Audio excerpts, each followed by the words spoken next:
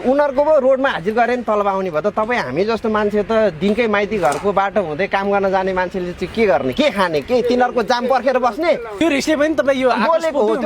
त्यो पनि हो गाउँतिर हेर्नुहोस् मास्टरहरू जाँड खाएर स्कुल गएको नि मैले देखेको छु सबै भन्दिनँ तर जाँड खाएर स्कुल जाने नि देखेको छु है तपाईँको हेडमास्टर भन्छन् समाजमा मिलेर बस्नुपर्छ भन्छन् त्यही हेडमास्टर चाहिँ वरिपरि कोहीसँग नबोल्ने मास्टरहरू मैले देखाएको छु दिनकै स्वास्नी कुट्ने मास्टर नै देखाएको छु हेड सरको छिमेकीको बिहे हुनुपर्छ 5 दिन अगाडिदेखि छुट्टी उसले पाउने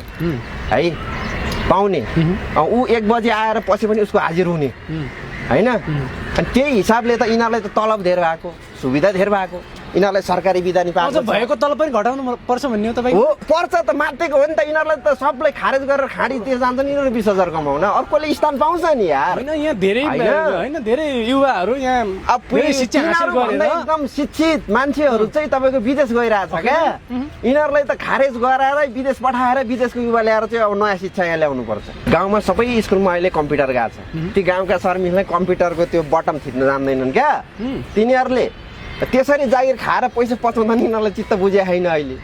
हेर्नु अनि एउटा कुरा यिनीहरूलाई के गाह्रो भयो अहिले भने अब आजभन्दा 2-4 वर्ष अगाडि सिसी क्यामेरा थिएन अहिले प्रत्येक स्कुलमा सिसी क्यामेरा झुन्डिरहेको छ त्यहाँबाट नि यिनीहरूलाई गाह्रो भयो भग्न पाएन मोबाइल खेल्न पाइएन त्यो पनि पाइएन पाइएन त्यो रिसले पनि यहाँ ल्याएर पोख्या हुन सक्छ